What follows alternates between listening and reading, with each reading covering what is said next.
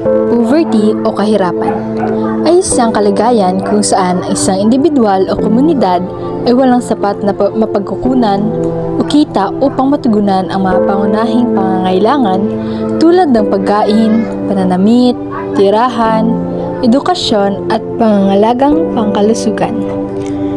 Ito ay isang multi-phase na problema na may mga sanhi at epekto na sumasaklaw sa ekonomiya, lipunan at politika. Ang kahirapan ay nagpapalalim sa kanilang sakit dahil sa limitadong lupang natitira para sa pagsasaka, ang pagkain ay hindi kailanman sapat. Maraming pamilya ang kumakain lamang na isa o dalawang beses sa isang araw. Ibinibigay ng mga ina ang kanilang bahagi ng pagkain upang ang kanilang mga anak ay makakain.